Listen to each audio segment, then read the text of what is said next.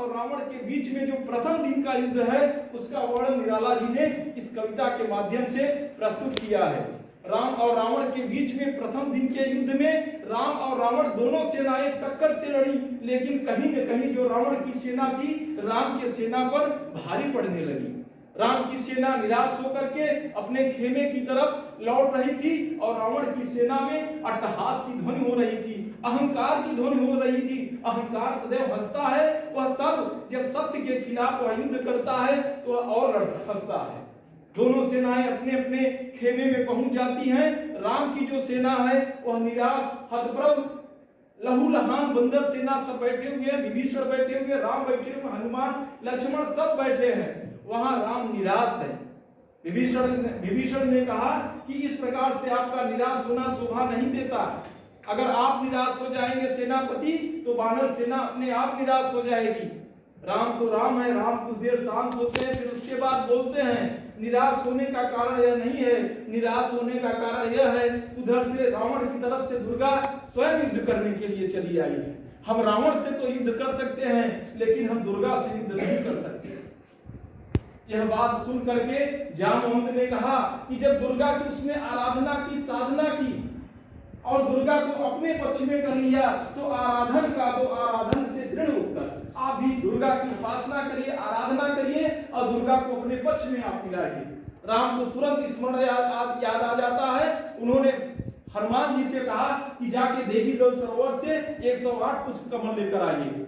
हनुमान जी जाते हैं, 108 पुष्प कमल लाते हैं, आराधना शुरू कर देते हैं, अनुष्ठान देवी की शुरू कर देते हैं। भगवान राम 8वां दिन हो जाता है, मन सहस्रार में पहुंचने ही वाला होता है कि देवी ने स्वयं सोचा कि क्यों न इनकी परीक्षा ली जाए कि काम के प्रति कितना इनके अंदर लग्न है।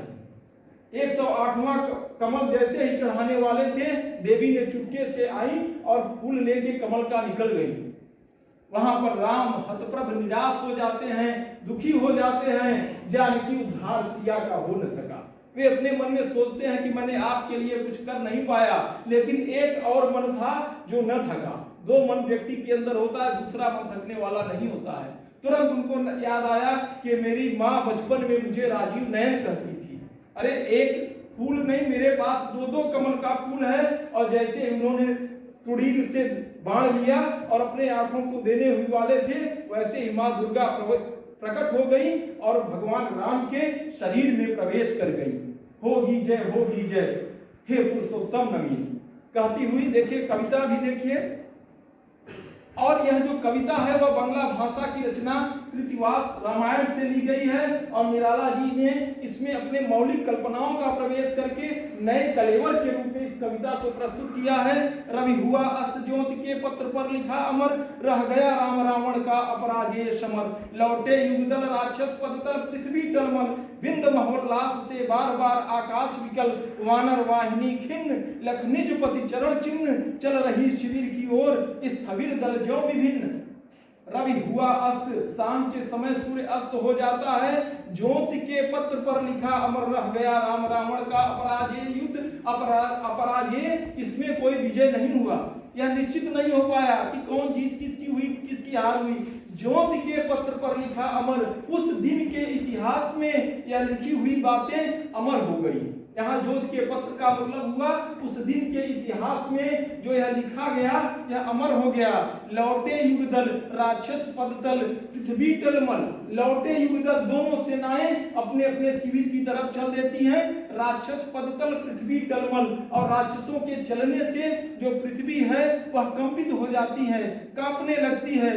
बिंद महोल्लास से बार बार आकाश निकल, और जो राक्षसों की तेज गर्जना से आकाश जो है उसमें विकल व्याकुल हो जाता है। वानर वाहिनी खिन्न लख निज पति चरण चिन्ह, और जो वानर वाहिनी है, जो वानरों की सेना है वह टुकड़ियों में बट जाती है। और लख निज पति चरण चिन्ह, और अपने प्रभु श्री राम के पद चरणों को देखते हुए खिन्न निराश उनके पद चिन्हों पे पीछे पीछे चल रही है। और चल रही शिविर की ओर स्थविर दल ज्यों विभिन्न, और चल रही शिविर की ओर स्थविर दल ज्यों विभिन्न। यहाँ पर देखिए उत्प्रेक्षा अलंकार का भी बहुत सुंदर इन्होंने प्रयोग किया।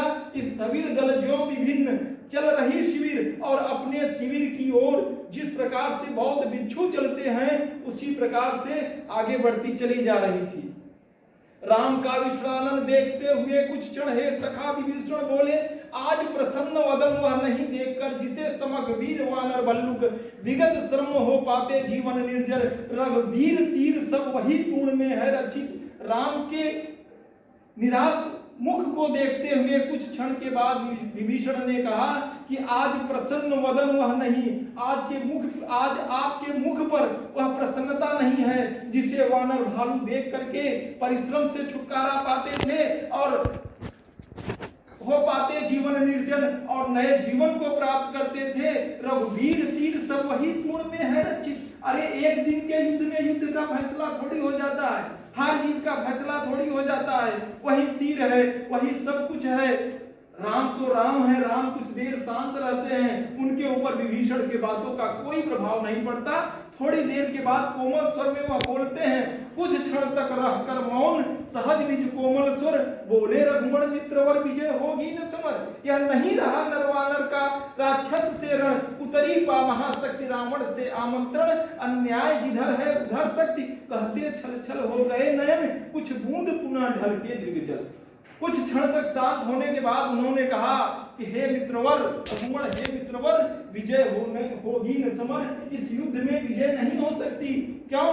क्योंकि यह नहीं रहा नरवानर का, यह नरवानर का युद्ध नहीं है, नरवानर का यह राक्षसों से युद्ध नहीं है। उतरी बा महाशक्ति रावण से आमंत्रण, रावण के आमंत्रण पर, रावण के बुलाने पर महाशक्ति स्वयं उतर करके उधर से आकर के युद्ध करने के लिए लड़ रहे तैयार हैं। अन्याय जिधर है उधर शक्ति। राम ने कहा मुझे एक बात की खेद है कि जिधर अन्याय है उधर से दुर्गा लड़ रही है, उधर से महाशक्ति लड़ रही है।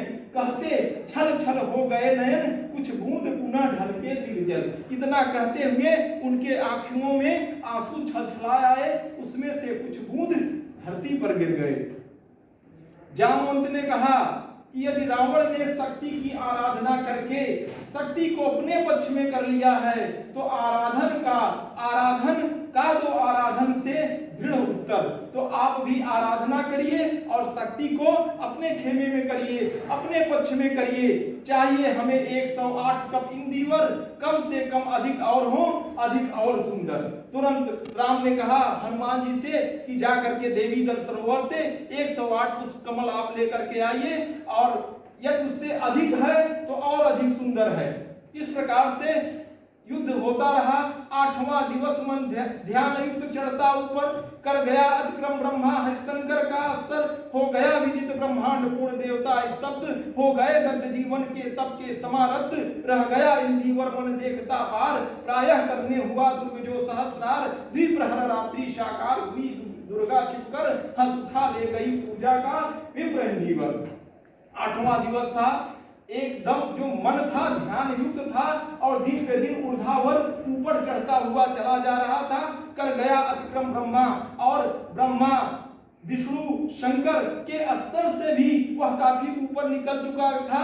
हो गया विजित ब्रह्मांड, और ब्रह्मांड में जो देवता थे वे सब स्तब्ध हो गए थे, हो गए दग्ध जीवन के तप समारब्ध। और जिस उद्देश्य से इन्होंने इस अनुष्ठान का आरंभ किया था वह पूरा होने ही वाला था कि रह गया इंदिवर मन देखता पार। बस एक कमल का फूल था, उसको अर्पण करते दुर्गा प्रसन्न हो जाती। प्रायः करने हुआ दुर्ग जो सहस्रार, सहस्रार में बस प्रवेश करने वाला ही मन था। अंतिम होता है जो कि बड़े बड़े जो ज्ञानी होते हैं, बड़े बड़े महामुनि जो होते हैं, सहस्रार ऐसी मान्यताएं हैं कि सहस्रार में पहुंचने के बाद सीधे ईश्वर से साक्षात्कार होने लगता है। द्विप्रहर रात्रि साकार हुई दुर्गा छिपकर, दूसरे पहर बीतने के बाद रात्रि साकार हुई दुर्गा ने छिप करके उन्होंने कहा कि परीक्षा लेनी चाहिए। हंस उठा ले गई पूजा का भी इंदिवर, एक कमल का फूल हंसते हुए वहां से